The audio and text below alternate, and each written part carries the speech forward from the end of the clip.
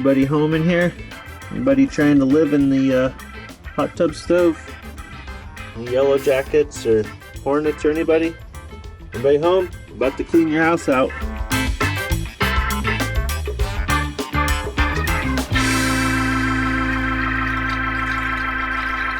I thought we were done with this hot tub for the year. We're coming up on summertime, and here in the Pacific Northwest, summer forest fires are part of everyday life. A lot of the views that we love and the things that we love to do kind of become obscured by smoke. And it's something that it's a bit of an adaptation if you're not used to thinking about these things during the summer. We have to really be conservative with our use of fire. And I don't just mean fire like campfires and obviously wood stoves. Of course, it's warm, so why would you need a stove? But also, at some point here, we're going to get restrictions on chainsaws and things. Just like last year, this year, we all of a sudden had a shift in the weather from basically kind of late spring, early summer, starting to hit the mid 80s, long stretches, blue skies, thunderstorms, right back to kind of a early spring weather pattern. It cooled off a bunch. We've seen high 30s at night, Fahrenheit, which is rare for us in June. Except for that's what it did last year.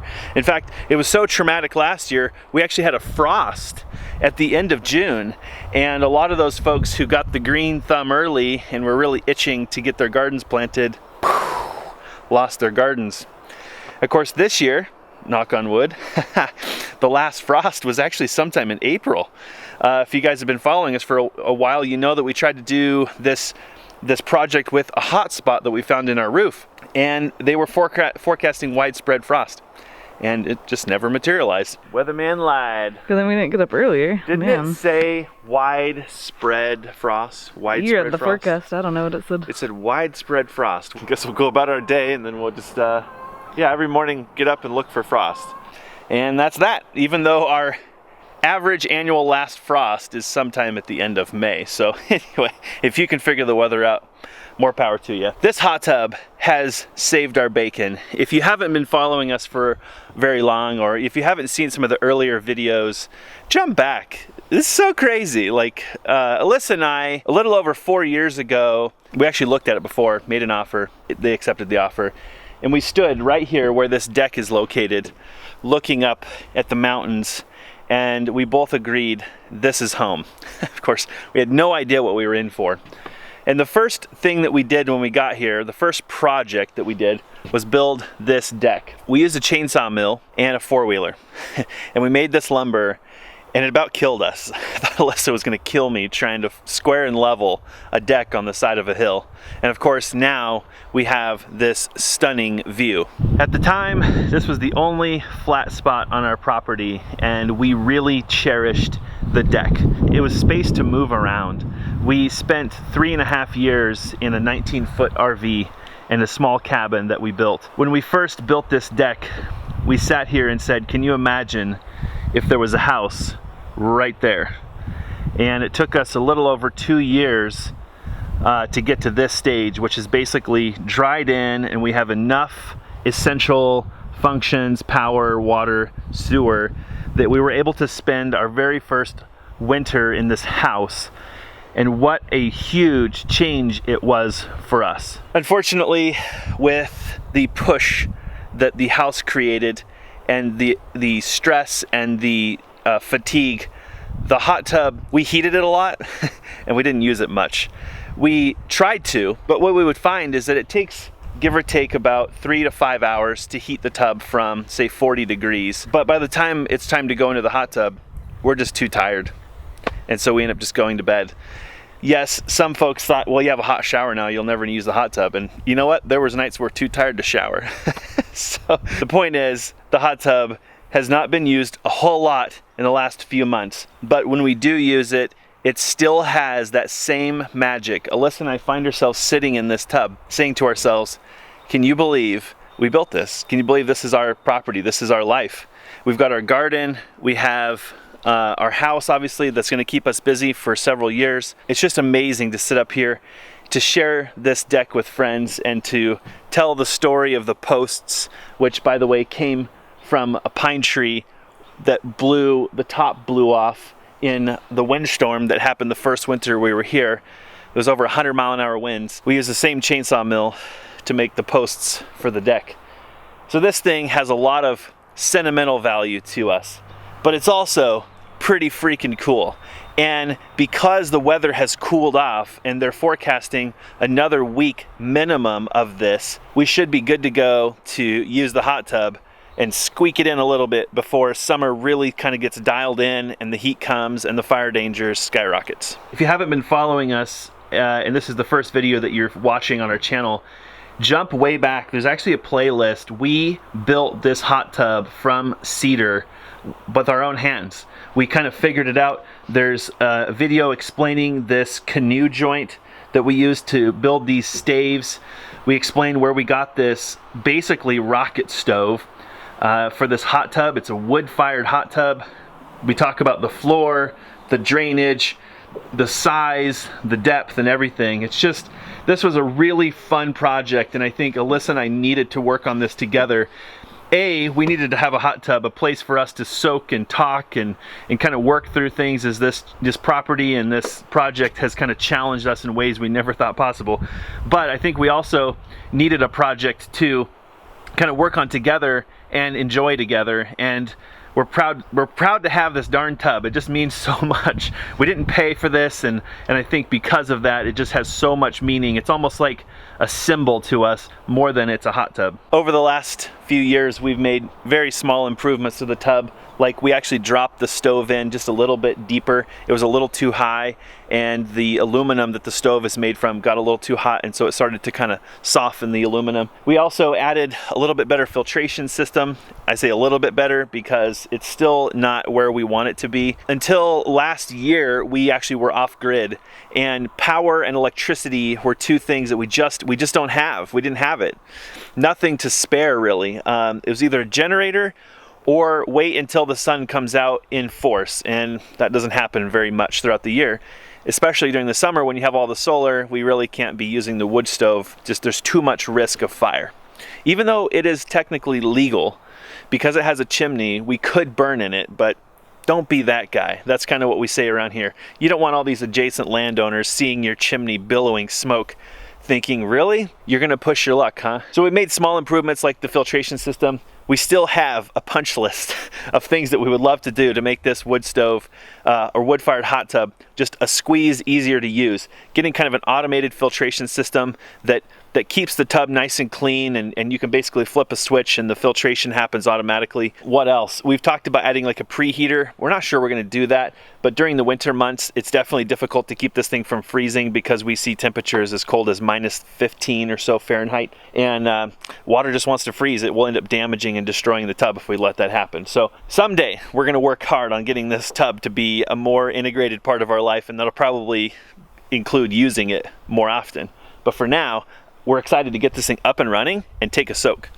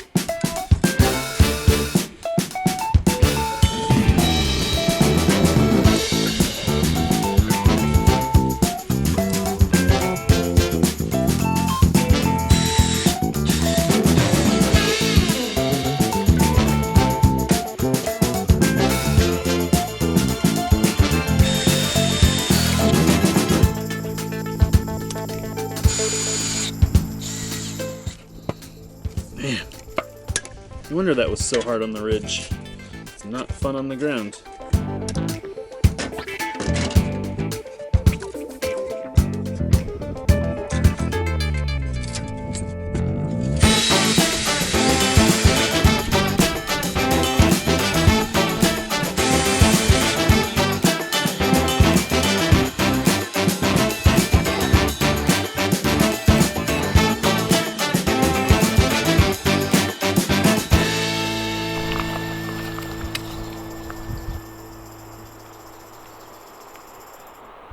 That was too easy. You see, there's part of this story that I didn't share earlier, but was kind of part of the beginning of this video. You know all that hose and stuff I was laying out? Well, if you haven't been following us, that's how we're filling our cisterns right now from the well that we drilled right before winter. Well, kind of at the beginning of winter. You see, until then, for three and a half years, we hauled water from off-site from a community water source, which a lot of people in this area use for a lot of different reasons.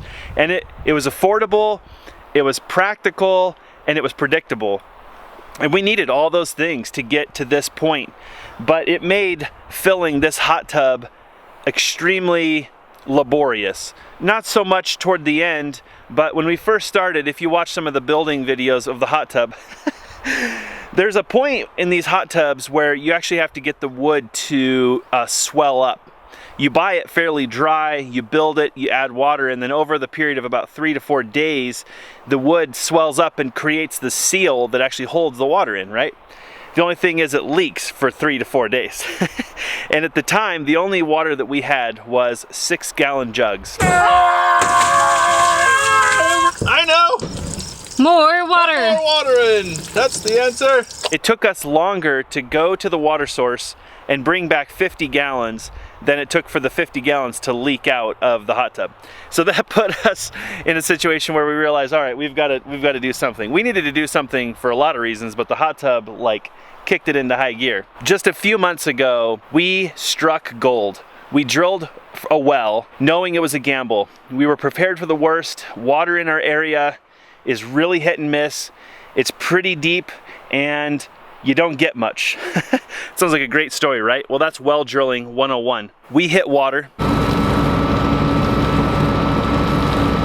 We're at about 1,300 gallons a day right now. So he said we're at like 10 gallons a minute.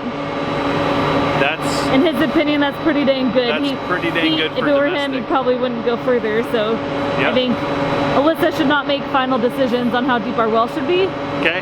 So maybe let's go chat. Yeah, let's chat. Let's have the Okay. talk. A lot of water and fairly shallow. For the first time, we felt like we got a lucky break on this entire home build property development thing. Yeah, we're under 90 feet.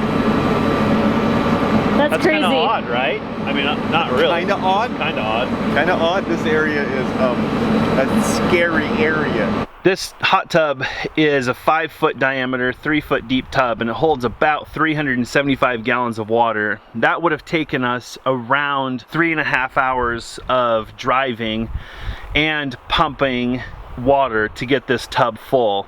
Because of that, we actually were doing a spring clean, an end of summer, pre-fall clean, and then a pre-winter clean, and that was about it. But now we have a well, and with our water softener, this water is super good. It's potable water that we drink, we shower with it, we do all of our laundry and dishes and everything. And now we can kind of fill this when it makes sense. Not to be wasteful, but it's gonna make maintaining this thing much easier.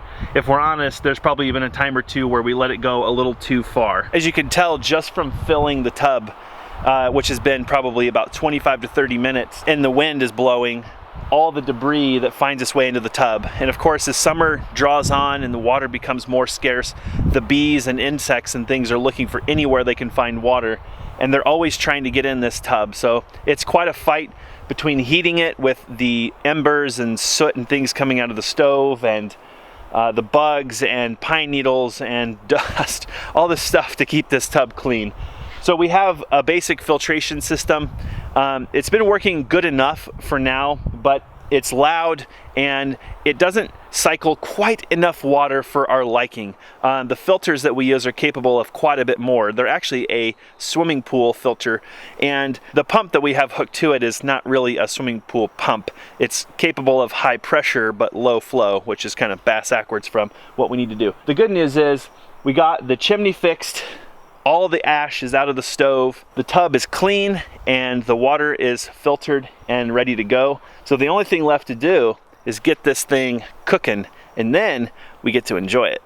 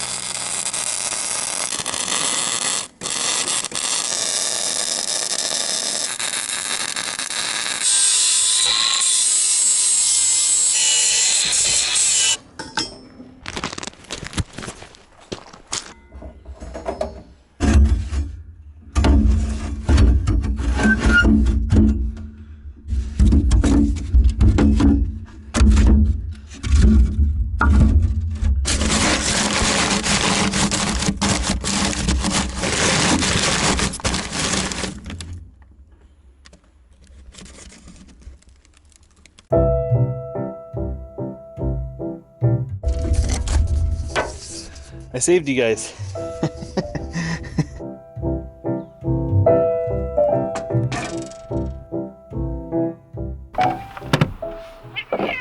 What are you doing?